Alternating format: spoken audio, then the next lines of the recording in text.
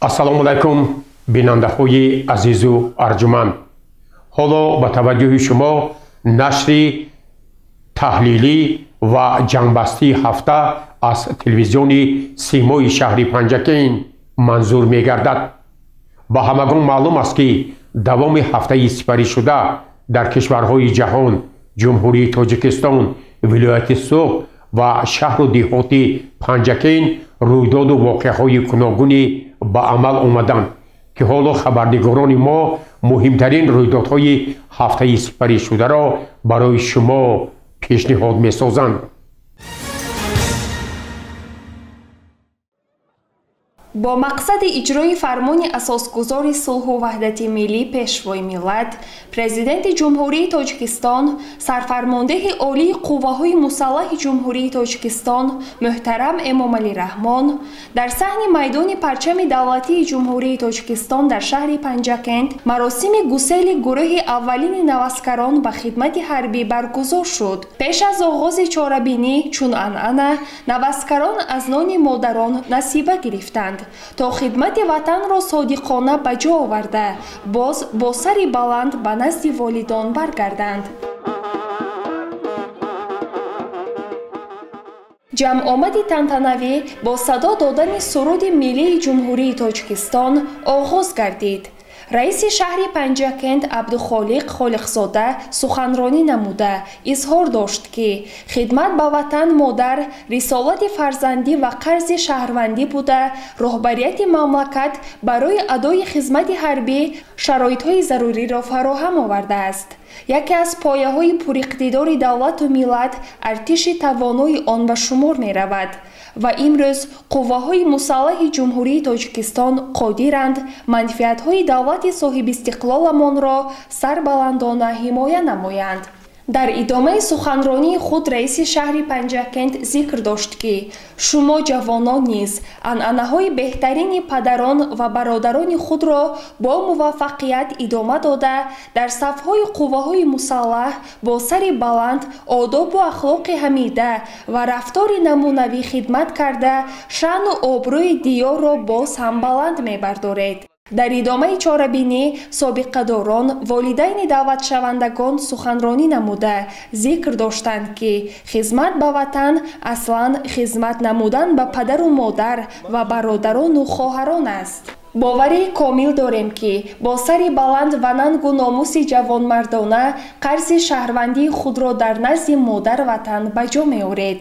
навдаъватшавандагон низ зимни суханронӣ ба волидайн ваъда доданд ки қарзи шаҳрвандиро адо намуда баъди хизмати ҳарбӣ дар хоҷагии халқ баҳри шукуфоии ватани азизамон меҳнати софдилонаро идома хоҳанд дод. сипас дар вазъияти тантанавӣ ба наваскарон ки аз ҷониби ташкилоти ҷамъиятии мададгори мудофиаи шаҳри Панҷакент ба таълим фаро гирифта шуда буданд шаҳодатномаи ронандагӣ ва ба як қатор роҳбарону масъулоне ки дар омодагии давати баҳории ҷавонон ба хидмати ҳарбӣ саҳми арзанда гузоштанд, сипосномаву тӯҳфаҳои мақомоти иҷроии маҳаллии ҳокимияти давлатии шаҳри Панҷакент тақдим карда шуд. дар фарҷом аз ҷониби кормандони бахши фарҳанги шаҳри Панҷакент баҳри болидарӯҳии иштирокчиён барномаи фарҳангӣ пешкаш гардид.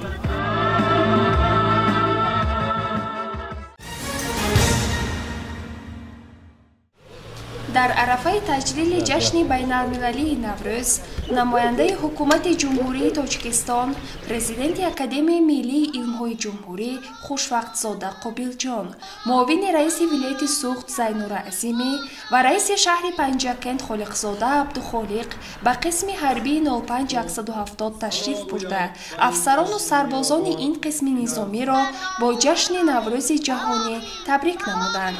дар қисми ҳарбии 05170 фазои идонаи наврӯзӣ ташкил карда шуда, ҳама бо хушҳолӣ ин ҷашни байналмилалиро бо шукргузорӣ аз давлати ободу озод таҷлил намуданд. намояндагони ҳукумати ҷумҳурии Тоҷикистон, вилояти Суғд ва шаҳри Панҷакент афсарону сарбозонро ба муносибати ҷашни байналмилалии Наврӯз табрик карданд. қайд гардид ки дар айёми Наврӯз табиат эҳьё шуда محض با همین سبب در جان و روح انسان هم امیدی تازه به زندگی کردن و ایجاد نمودن و آباد کردن و زیبایی آفریدن دیگر باره زنده می گردد. همچنین مهمانان در این قسم نظامی از خیمه های نوروزی سربازان و نمایش های جالب نوروزی دیدن نمودند.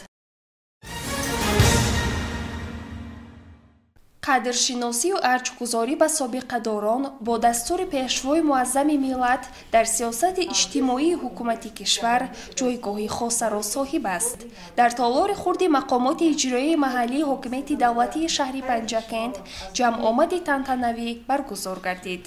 معاون رئیس ولایت سوخت زینور عظیمی اشتراکچیان را از نام رئیس ولایت سوخت، معاون یکم رئیس مجلس ملی مجلس عالی جمهوری تاجیکستان رجب‌بای احمد زاده با مناسبت جشن بین المللی نوروز تبریک نموده با سابقه‌داران مهنت برای خدمت‌های ارزنده‌شان در راه آبادی کشور عرضی سپاس نمود. همچنین رئیس شهر پنجکند عبدالخالق خالقزاده نیز حاضرین را از نام مقامات اجرایی محلی حکومت دولتی شهر پنجکند تبریک گفته اظهار داشت که نوروز بزرگترین جشن نیاگان ما به حساب رفته با تاکید پیشوای معظم ملت محترم امام علی رحمان تاریخ بیش از 6000 ساله دارد و همسنگ باستان شهری سرزم است. سپس به یک گروه سابقه‌داران شناخته ساحه‌های گوناگون خواجگی خلق از جمله عارفوف قاضیبای، مولوده سعداللهیوا، فخرالدین تلیابوف، عباس همراهزاده،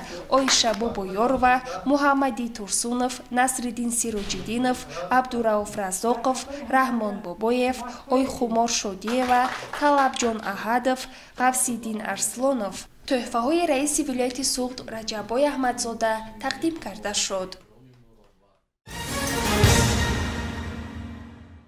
در تالار کلان مقامات اجرایی محلی حکومت دولتی شهر پنجکند جلسه کاری نزد رئیس شهر برگزار گردید. جلسه نظارتی با پاس داشتن خاطره قربانیان عمل تروریستی در شهر مسکو فدراسیون روسیه که بر اثر آن ده‌ها نفر جان باختند آغاز شد. در ادامه جلسه گزارش کمیسر حربی شهر اوید به حالت آمادگی به دعوت جوانان به خدمت حربی شنیده شده. رئیس شهر پنجکند توجه کمیسیون شهری دعوت به خدمت حربی، رئیسان جماعت‌های دهات، محله‌های شهر، مسئولین به این معرکه وابسته شده را به کار با والدان دعوت شوندگان، خاصه شخصان منصبدار، توسعه کارهای ترغیباتی و تشکیلی در محله‌ها جلب نمود. با مسئولین نهادهای مربوطه مقامات اجرایی محلی حکومت دولتی شهر دستور داده شد که جهتی در سطح بلند تشکیل نمودن مراسم گسیل گروه اولین جوانان به خدمت حربی آمادگی جدی بینند. در جلسه همچنین رفت کشت و کاری بهاری خاصه کشتی کارتوشکا در خواجگی‌های دهقانی نیز بررسی شده.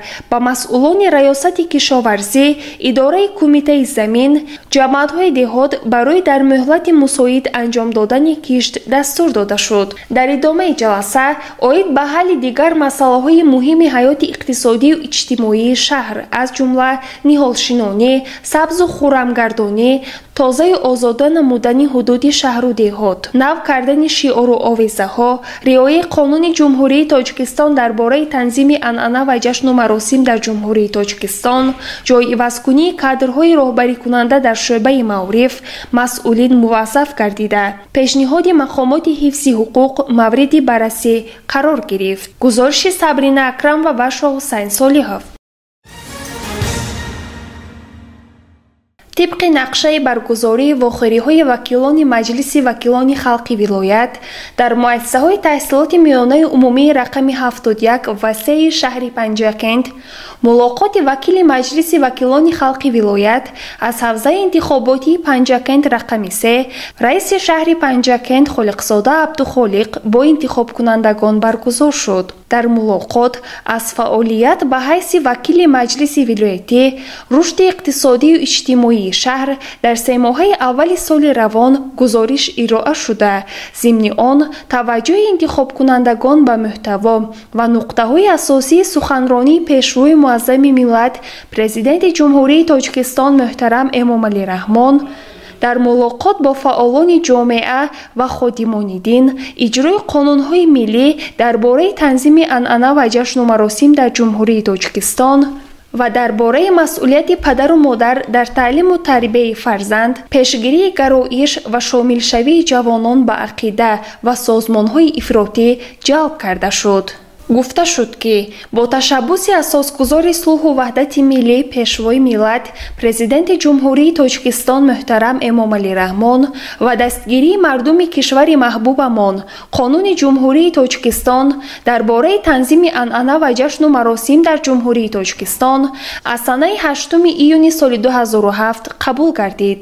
Қонуни мазкур бо тақозои рушди ҷомеа анъана ва ҷашну маросимҳоро танзим намуда ба ҳифзи арзишҳои асосии фарҳанги миллӣ ва эҳтиром ба суннатҳои мардумӣ ҳамзамон барои баланд бардоштани сатҳи иҷтимоию иқтисодии ҳаёти шаҳрвандони ҷумҳурии Тоҷикистон равона гардидааст. пешвои муаззами миллат президенти ҷумҳурии Тоҷикистон муҳтарам Эмомалӣ Раҳмон дар вохӯрӣ бо аҳли ҷамоатчиёни мамлакат оид ба танзими расму оинҳо ва анъанаву маросимҳои миллӣ санаи 24 майи соли 2007 иброз намуда буданд ки то расму оин ва маросимҳои милливу динии худро ба як низоми муайян надарорем ва хароҷоти беҳудаи мардумро аз байн набарем, ба қабулу татбиқи барномаҳои давлатӣ ва сарфи маблағҳои зиёд дар масъалаи паст кардани сатҳи камбизоатии аҳолӣ ба натиҷаҳои дилхоҳ ва назаррас ноил шуда наметавонем. ҳамзамон пешвои муаззами миллат қайд карданд ки қисме аз миллати мо бо сабабҳои зоҳирпарастии беасос ва дар иҷрои маросимҳо, маъракаҳо пойбанди таассуби хурофот будани худ ва ба амалҳое даст мезананд ки дар ягон гӯшаи дигари олам ба назар намерасад. бояд қайд намуд ки то қабули Қонуни ҷумҳурии Тоҷикистон дар бораи танзими анъана ва ҷашну маросимҳо дар ҷумҳурии Тоҷикистон дар баргузории ҷашну маросимҳо харҷу сарфи маблағҳои зиёд, забҳи чорво роҳ дода мешуд ки ҳамаи ин ба зиндагии мардум таъсири манфӣ расонида боиси камбизоат гаштани мардум мегардид. аз ин рӯ сарвари давлат ҳамчун роҳбари ғамхори миллат барои таъмини зиндагии осудаи мардум тамоми чораҳоро андешида бо аҳли зиё, уламои дин ва фаъолони кишвар машварат намуда ба хулоса омаданд ки роҳи ягонаи ҳар чӣ зудтар халос кардани мардум аз ин хароҷоти сахту сохта чунон ки аз ҷониби аксари шаҳрвандон пешниҳод гардид қабули қонун мебошад. ҳамчунин доир ба масъалаҳои тарбияи ҳарбии ҷавонон дар рӯҳияи ватандӯстӣ, тарбияи дурусти фарзандон, саҳм гузоштан дар корҳои ободониву созандагӣ, пешгирии шомилшавии ҷавонон ба гурӯҳҳои ифротӣ, истифодаи оқилонаи замин, вакили маҷлиси вакилони халқи вилоят, вакил аз ҳавзаи интихоботии Панҷакент рақами 3 Абдухолиқ Холиқзода суханронӣ намуд. сипас интихобкунандагон ҷонибдориашонро аз сиёсати пешвои муаззами миллат омодагиашонро ба заҳмати содиқона барои рушди кишвар изҳор доштанд. дар мулоқот ба саволу дархост ва муроҷиатҳои интихобкунандагон оид ба масъалаҳои мавриди назарашон посух дода шуд. сарфи назар аз тадбирҳое ки аз ҷониби мақомоти ҳифзи ҳуқуқ бобати ҷилавгирӣ аз фурӯши ғайриқонунии заминҳо андешида мешаванд, бархе аз мансабдорону шаҳрвандон бо донистани бар зидди қонун будани фурӯши замин барои ба даст овардани даромади бедардимиён ба фурӯши ғайриқонунӣ даст мезананд. тадбирҳои зудамале ки аз тарафи мақомоти ҳифзи ҳуқуқ дар шаҳри Панҷакент гузаронида шуд, аз даст ба қонуншиканӣ задани шаҳрванд Қамбаров Муҳаммадқул Умарқулович хабар медиҳад. заминҳоеро ки инҷо дар навор мебинед аз ҷониби Қамбаров Муҳаммадқул санаи таваллудаш 6 сентябри соли 1969 зода ва истиқоматкунандаи шаҳри Панҷакент, миллаташ тоҷик, таҳсилоташ олӣ, ихтисосаш иқтисодчӣ, оиладор, соҳиби 7 фарзанд, ғайриқонунӣ тақсим намуда шудааст. судшаванда Камбаров Муҳаммадқул Умарқулович дар асоси шартномаи рақами 35 аз 25 ноябри соли 2005 амвол ва заминҳои барои гузаргоҳи байтории санитарӣ пешбинишудаи хоҷагии деҳқонии ёрии шаҳри Панҷакентро бо майдони умумии 2.48 гектар ки дар асоси ҳалномаи судии иқтисодии вилояти Соғд аз 4 августи соли 2005 бинобар сабаби аз ҳисоби андоз қарздор будани хоҷагии деҳқонии ёрии шаҳри Панҷакент қисми амволҳои хоҷагӣ ба маблағи 150,175 сомонӣ ҳабс карда шуда, мин баъд амволҳои дар ҳабс гузоштаи хоҷагӣ ба фурӯш бароварда шудааст ба маблағи 34,750 сомонӣ харидорӣ намуда. бархилофи талаботи моддаи 13 Конститутсияи Ҷумҳурии Тоҷикистон ва моддаи 2 Кодекси замини Ҷумҳурии Тоҷикистон аз замин ки дар Ҷумҳурии Тоҷикистон моликияти истисноии давлат буда, давлат истифодаи самараноки онро ба манфиати халқ кафолат медиҳад, амал намуда бидуни қарори ҳукумати Ҷумҳурии Тоҷикистон ва қарори раиси шаҳри Панҷакент оид ба гурӯҳи замини маҳалли аҳолинишин гузаронидани қитъаи замин ва қарори дахлдори раиси шаҳр он заминҳои дар ихтиёраш қарор доштаро ба шаҳрвандони алоҳида ҳамчун замини назди ҳавлигӣ ҷудо ва вобаста намудааст.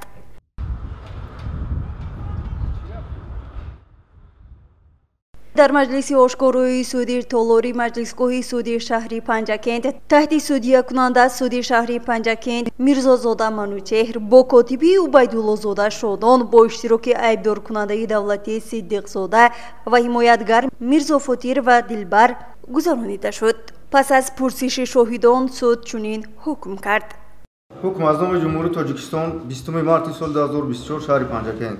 суди шаҳри Панҷакент дар ҳайати раискунанда Мирзозода Манучеҳр бо котиби Убайдуллозода Шодон бо иштироки айбдоркунандаи давлатии Сиддиқзода Муҳаммадҷон бо иштироки ҳимоятгар Мирзо Фотир ва Дилбарой дар маҷлиси ошкорои судӣ дар ниҳояи суди шаҳри Панҷакент парвандаи ҷиноятиро бо айбдории Камбаров Муқаддамқул Умарқулович санаи таваллудаш 6 сентябри 1969 сол зодаи шаҳри Панҷакент шаҳрванди Ҷумҳурии Тоҷикистон миллаташ тоҷик таҳсилоташ олӣ ихтисосаш иқтисодчӣ оиладор соҳиби 7 нафар фарзанд кор намекунад қаблан суд нашудааст ӯҳдадори ҳарбӣ истиқоматкунандаи шаҳри Панҷакент ҷамоати деҳоти ёрӣ деҳаи ёрӣ чораи пешгириаш аз 6 феврали 2024 сол забонхат дар бораи тар накардани маҳалли истиқомат татбиқ карда шудааст.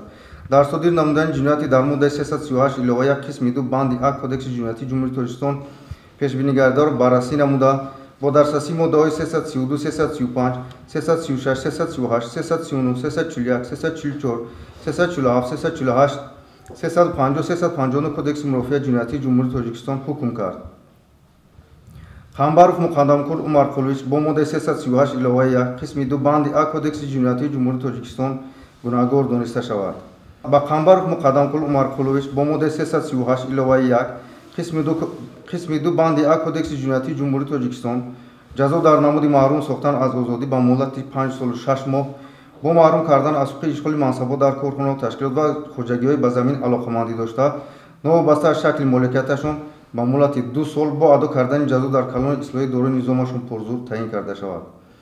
дар асоси талаботи моддаи 7 сархати 3 Қонуни Ҷумҳурии Тоҷикистон дар бораи аф аз 25 октябри соли 2019 таҳти рақами 1648 муҳлати ҷазои адонагардии маҳкумшуда Камбаров Муқаддамқул Умарқулович аз 3 ҳисса кам карда шавад. чораи пешгирии судчаванда Камбаров Муқаддамқул Умарқулович дар намуди замонхат дар бораи тар накардани маҳалли истиқомат бекор карда шуда ӯ аз толори маҷлиси судӣ ба ҳабс гирифта шавад. саршавии муҳлати аду ҷазо нисбати Камбаров Муқаддамқул Умарқулович аз санаи 20 марти соли 2024 ба ҳисоб гирифта шавад. нисбати ҳукм дар муддати 10 шабонрӯз маҳкум шуда бошад аз лаҳзаи гирифтани нусхаи ҳукм дар ҳамин муддат бо воситаи ҳамин суд ба коллегияи судӣ бояд ба фармондори ҷинояти суди вияти суд шикоят ё эътирози кассатсионӣ баён намудан мумкин аст раискунанда имзо. ҳамзамон таъиноти хусусии маҷлиси судӣ 20 марти соли 2024 шаҳри Панҷакент суди шаҳри Панҷакент дар ҳайати раискунанда Мирзозода ва котиби Убайдуллозода бо иштироки айбдоркунанда давлати Сиддиқзода ҳимоятгар Мирзо Фотирова дар маҷлиси ошкорои судӣ дар ниҳояи суди шаҳри Панҷакент парвандаи ҷиноятиро бо айбдории Камбаров Муқаддамқул Умарқулович санаи таваллудаш 6 сентябри 1969 сол зодаи шаҳри Панҷакент шаҳрванди Ҷумҳурии Тоҷикистон миллаташ тоҷик таҳсилоташ олӣ ихтисосаш иқтисодчӣ оиладор соҳиби 7 нафар фарзанд кор намекунад қаблан суд нашудааст عهدهدار حربی استخدامات شهر پنجکن جماعت دیوتی یوری دهه یوری چهره پیشگیری از 6 فوریه 2023 سال زمان درباره طرح نکردن محل استخدامات تطبیق کرده شده است. در صادر نمودن جنایتی در ماده 338 الی 1 قسم 2 بند کدکس جنایتی جمهوری اسلامی پیش بینی گردیده. بررسی نموده در اساس با دسترسی ماده های 35 و 290 کدکس مرافعه جنایتی جمهوری اسلامی تعیین کرد. اوید با کمبودی جور داشته در فعالیت کار شخصان مسئول جماعت دهاتی یوری شهر پنجکن کارخانه دولتی فاری با قدگیری مال ملک غیر منقول شهر پنجکن و کمیته اداره زمین شهر پنجکن دقت رئیس شهر پنجکن جلب کرده شود. از نتیجه چوره اندیشیده شده در مدت یک ماه به سود شهر پنجکن معلومات خطی پیدا کرده شود. نسبت به تعیین در دام 10 شنبه روز توسط همین سود با کلیه سود اوید با فرمانده جنایتی سود ولایت سوخت شکایت و اعتراض خصوصی پیشنهاد نمودن ممکن است رئیس کننده امضا.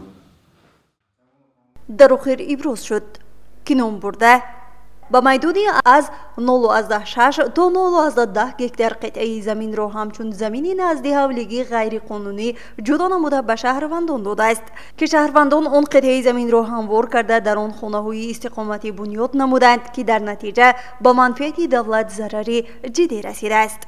گزارش مرتبه رحمانوه و خیام جورایف. بازارهای شهر و ناحیه‌ها در برابر خدمت رساندن به ساکنان و به جای کار تامین گردیدن صاحبکاران زیاد همچنین آینه ای را میمانند که هر مهمان داخلی و یا سیاحان خارجی در برابر دیدن نمودن از بازار این یا آن منطقه به وضع زندگی، فرهنگ و مدنیت و عرف و عادت ساکنان محل بها می‌دهند. این مهمیت را به نظر گرفته در وقت ساخته به استفاده دادن بازار مرکزی شهر پنجکن درآمدگاه و قسمت چپیان با اسلوب معماری خاص تاجیکانه ساخته شده دروازه آن با نقش و نگار ملی آرا یافته است که خیلی زیبا و دلنشین می باشد. همچنین در چند سال اخیر بام داخلی بنا نوسازی گردیده است که این برای در شرایط معاصر به فعالیت مشغول شدن صاحبکاران و از برف و باران و آفتاب سوزان امین ماندن خریداران خدمت می نمایند. در برابر مهیا گردن این گونه شرایط بعضی کمبودی های هم دیده می شوند که مسئولین را می باید هر چه زودتر آنها را برطرف نمایند تا فعالیت بازار مذکور بهتر گردد. مثلا گروه از صاحبکاران در درآمدگاه بازار با فعالیت مشغولند که این عمل آنها با رفت و آمد خریداران مانع ایجاد میکند. چون این کمبودی در داخل بازار نیز بسیار به نظر میرسد و در حالتهای اضطراری گمان است که ماشین یاری تعجیلی و یا سوختار خاموش کنی در وقت معین به جای ضروری رفته رسد. خصوصا این صاحبکار در بین این راه اساسی به فعالیت مشغول است و روز تا روز کار خود را وسیع نموده تا رفت راه را تنگتر کرده ایستاده است و این عجب است که به چشم مسئولان بازار نمی نموده باشد. از دیگر کمبودی ها که اصلاح سری وقتی را طلب میکند این وضع سانیتری بازار می باشد. چنانچه به نظر می رسد طی چند روز اخیر هوا تغییر یافته گاه تا 20 درجه و گاه از این هم گرمتر می گردد و در این گونه روزها صاحبکاران را می باید محصولات روزود ویران شونده را تنها با استفاده از یخدانها به فروش برآورند. برای نظارت این حالت اداره های نیز مسئول گردیدند، اما چنان مشاهده می شود در بازار مرکزی شهر پنجکن این حالت رعایت کرده نمی شود و صاحبکاران با دل پر به فروش این گونه محصولات مشغولند. با وارد گردیدن به بازار حتی کس بوی کم ویران گردیده گوشت ماهی و مرغ را احساس می نماید. اما از چی باشد که این حالت کسی را تا امروز به تشویش نآورده است و شاید منتظر سر زدن کدام حالتی هستند تا بعد از پی اصلاح کمبودی گردند. همچنین بعضی از محصولات از قبیل محصولات شیری و نمکین را در حالت کشاده به سودا گذاشته‌اند که در بعضی حالت می توانند منبع بیماری های گوناگون گردند. با گفته حالدانها بازار مذکور سالها پیش ساخته شده، این حال با زیاد گردن اهالی طلبات را قانع کردن نمیتواند، اما این معنی آن را ندارد که صاحبکاران در راهروها به سودا مشغول شوند. مقصد از پیشنهاد گزارش مذکور این اصلاح کمبودی های جای داشته، بهتر نمودن خدمت رسانی به اهالی و همین گونه در نزد مهمانان خصوصا سیاحان خارجی معرفی نمودن فرهنگ خوبی بازارداری و بازارنشینی می باشد.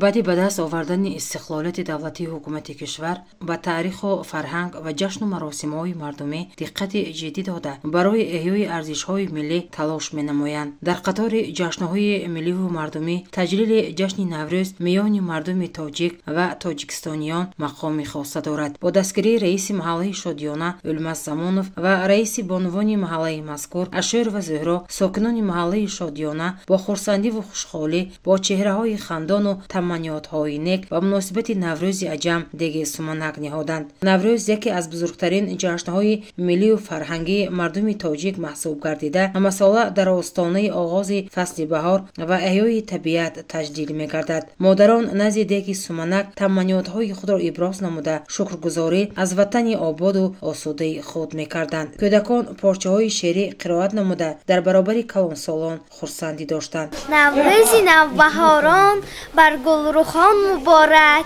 ин рӯзи шоду хандон бар кӯдакон муборак. баҳор омад, садои булбул омад, насими фораму бӯи гул омад, либоси сабзро саҳро ба бар кард, кӯлоҳи сабсафед олу ба сар кард. ватан ватан сиришти ман, бақову сар наришти ман. эй тоҷикистони дилам, умеду армони дилам, эй зодгоҳи офтоб, гардуни гардони дилам. наврӯзи диёр омад, пайғоми баҳор омад, дар мавсими кор омад, наврӯз муборак бод. ҳам зеби чаман наврӯз, ҳам зеби ватан наврӯз, ҳам дашту даман наврӯз, наврӯз муборак бод. раиси маҳаллаи шодиёна Улмазҷон Замонов аз ин суханронии худ қайд намуд ки худованд ба кишту кори марди деҳқон барака диҳад. ман дар маҳаллаи шодиёна Сумалак бо ҳамроҳи маҳалла моли содагием. ҳама вақт идоем деҳқонҳо бо кушоиш кор карду, ҳама идоем хурсандӣ шаваду, ҳама вақт идоем тинҷи оромӣ бошад. зӯҳро Ашур ва мардуми сарбаланди ҷумҳурии Тоҷикистонро бо наврӯзи аҷам самимона шодбош намуд. имрӯз мо бо роҳбари раиси маҳаллаи шодиёна иди наврӯзро ҷашн мегирем. иди наврӯз ки ҷаҳонӣ шуд, ҳама бо як шахмат, бо як меҳру муҳаббат ҳамин идро ҷашн мегиранд. иди наврӯз як чизе аст ки бедоршавии табиат, баробаршавии шабу рӯз, кор ба деҳқон. ман аз номи худам ҳамаи тоҷиконро ба иди наврӯз табрик мегӯям. ба онҳо хушиҳои тамоми дунёро таманно мекунам ки илоҳи замона тинҷ шавад, халқи мо тинҷ бошад, барори кушоиши кори деҳқонон киҳад ки ҳама рӯзи мо ба монанди иди наврӯз бошад. мондани деги суманак ва ҷашн гирифтани наврӯзи оламафрӯз дар дигар маҳаллаҳои шаҳру деҳоти Панҷакент бо маром идома дорад.